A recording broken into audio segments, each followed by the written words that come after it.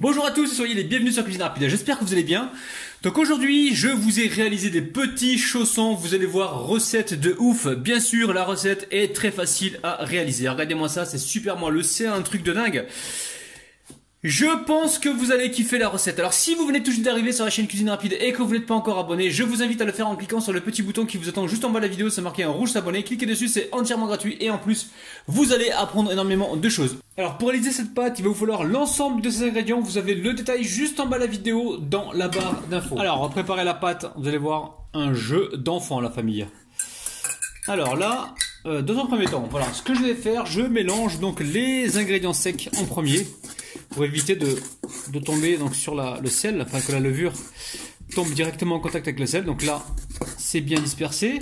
Ensuite, je verse le mélange et je vais y mettre également l'huile d'olive. Alors les amis, écoutez-moi bien. Des fois, il y a besoin tout dépend de la farine que vous avez, mais des fois, il y a besoin de rajouter un petit peu d'eau pour avoir cette pâte, hein. Si c'est le cas, les amis, n'hésitez pas à rajouter un peu d'eau. Allez, on mélange et après on emmène au robot, pétrit pendant environ 3-4 minutes, hein, d'accord?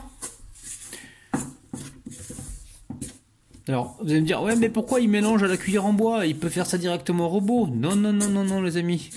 Parce que des fois, il y a de la farine qui reste collée au fond et j'ai pas envie à chaque fois d'arrêter le robot pour remélanger. Vous voyez ce que je veux dire? Alors au niveau des ingrédients, qu'est-ce qu'on a eu besoin? Donc 400 g de farine, 210 g de lait tiède, 5,5 g de levure sèche boulangère, une cuillère à café de sucre, une demi-cuillère à café de sel et 2 cuillères à soupe d'huile. Les amis, je pétris pendant environ 4 minutes. Alors vous avez vu la pâte, elle est ferme, c'est normal, hein. D'accord? Donc la pâte est ferme. Donc là, on va mettre une assiette pour éviter de gâcher à chaque fois du papier film. Là, je remets un torchon par-dessus et je laisse. Alors, pour moi, ça sera toute la nuit. Donc, je fais ma pâte la veille pour le lendemain. Mais vous, si vous voulez la faire la journée, laissez un temps de repos équivalent à environ 2 heures, les amis. Allez, à tout à l'heure ou à tout de suite. Dans la poêle qui chauffe, je vais y mettre un petit peu d'huile d'olive, environ 3 cuillères à soupe. Et aussitôt, on vient mettre le poivron, les 2 tiges d'oignon, le poulet et l'oignon. Donc, on a un oignon, un poivron rouge, 2 tiges d'oignon vert, et là j'ai environ 320 g de poulet, de blanc de poulet. Alors vous allez voir, recette super facile, hein. Donc là je vais venir saler, donc un petit peu de sel sur le poulet, un petit peu de sel sur les légumes. On va également venir poivrer, donc un petit peu de poivre. Vous allez voir, recette ultra facile, hein. Et là on va cuire ça pendant quelques minutes.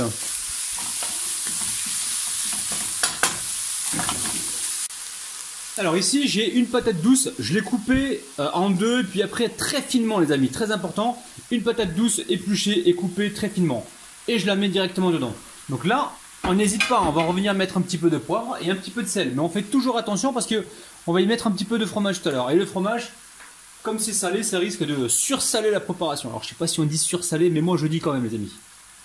Allez, je remonte un petit peu le feu, je mélange tout ça. Recette vraiment super facile, hein. Allez, ici j'ai du basilic surgelé, hein. Je viens en mettre un petit peu. Alors, hop là, une bonne pincée de basilic. Ça sent super bon, hein. Allez, on va mettre un couvercle et on va cuire donc en surveillant. Donc là, on baisse un petit peu le feu et on surveille. Allez, on retire l'assiette au bout d'environ 5 minutes, mais par contre, surveillez.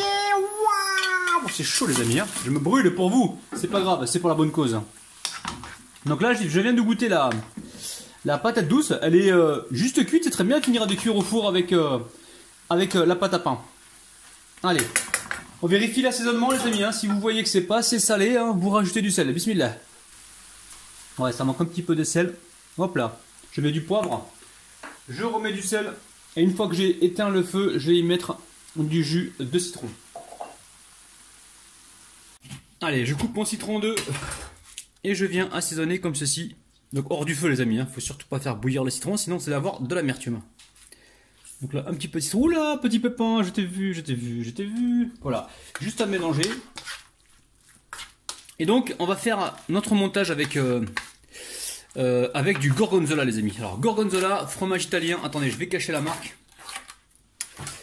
Hop. Voilà, là c'est du gorgonzola, c'est un fromage italien qui est vraiment super bon. On va mettre un petit peu dans chaque chausson ou chaque pain. Allez, je verse tout ça sur une assiette. Donc l'assiette qui m'a servi de mise en place, hein, d'accord? Alors ma pâte a bien soufflé, hein, a bien reposé. Hein. Donc là, on va venir la dégazer. On va mettre un petit peu de farine.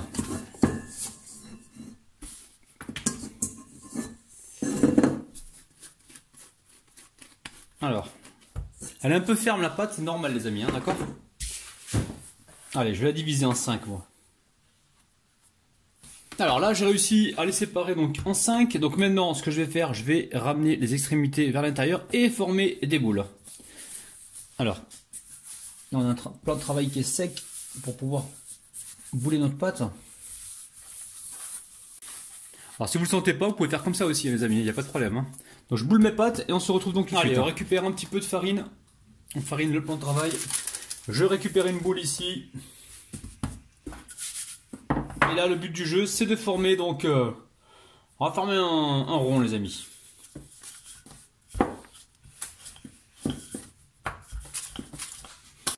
Alors un rond ou un grand carré, je vais voir les amis, je vais voir. Alors finalement j'ai fait un carré les amis, hein. Donc petit carré, voilà, on va le mettre comme ça. Alors déjà premièrement on récupère ici un petit peu d'eau avec un pinceau et on vient faire un petit peu le contour justement pour la soudure, hein, pour que ça soude facilement. Alors une fois qu'on a fait ça, on récupère ici un peu de farce, on vient la mettre en bas parce qu'on va replier. Donc là vous vous assurez de bien répartir donc vos ingrédients, hein, de mettre autant de poulet que de patates douces. Ensuite ici, je mets des olives. Alors olives les amis, vous ne les mettez pas à cuire en même temps parce que ce qui va se passer c'est que comme c'est salé, ça va dégager du sel et ça va déséquilibrer votre recette. Et ensuite on va y mettre donc du gorgonzola. Alors gorgonzola, vous prenez ce que vous voulez. Si vous voulez mettre de la vache qui rit, mettez de la vache qui rit, il n'y a aucun problème. Hein. Alors, on va mettre encore un petit peu plus. Donc là c'est du gorgonzola fromage italien. Franchement on est sur une recette... inspiration italienne avec les olives, l'huile d'olive, avec le gorgonzola, on a mis également du basilic. Franchement, ça va être terrible. Allez, on n'a rien oublié. Alors n'hésitez pas à goûter toujours votre farce avant de farcir vos chaussons pour être sûr que l'assaisonnement est correct. Alors, on appuie ici. Par contre, ici, je vais venir comme ça aplatir ma farce pour essayer de la répartir un peu partout. Hein. Il faut vraiment canner sur toute la longueur. Voilà, parce qu'il est encore temps de rattraper le coup ou pas. J'aime bien vous montrer ce que je fais en direct. Hein. Je ne triche pas les amis. Je déteste tricher. Je préfère vous montrer, voilà. Mettez-en bien partout. Hein. Ça, j'ai pas pensé au départ. C'est assez important. Et là maintenant, on va mettre ici aussi. Voilà, on va pouvoir replier tranquillement. Alors, on va récupérer une fourchette. Hein. La fourchette, elle est où? Elle est là. Hop là. Elle était cachée la vilaine. Elle est là. Donc là, on va venir tremper la fourchette dans la farine. Et on va venir appuyer comme ça pour faire la soudure. Hein. On va faire une cuisson au four. Hein. Alors, vous allez me dire, est-ce qu'on peut faire la cuisson à poêle? Vous pouvez. Maintenant, faites attention que la farce ne se fasse pas la malle. Hein. Alors là, hop, hop, hop, hop. Alors les prochaines, je pense que je vais garnir un peu plus, hein, parce que là, il me semble qu'il y a encore de la marge. Donc je mets ça sur une plaque recouverte d'un papier cuisson et on se retrouve tout de suite. Allez, je vous en remontre une rapidement. Donc là, on vient humidifier les bords. Hop. Une fois que c'est fait, alors une fois que c'est fait, on récupère ici les olives. Là où il faut être vigilant, c'est là la famille. Hein. Il faut vraiment aller bien sur les côtés, comme ça. Le chausson sera bien rempli. Donc là on a mis les olives et ici on vient y mettre donc le gorgonzola. Gorgonzola, on peut le couper là si on veut, pour en mettre un peu partout. Alors une fois que c'est fait, on vient juste replier, tout simplement comme tout à l'heure.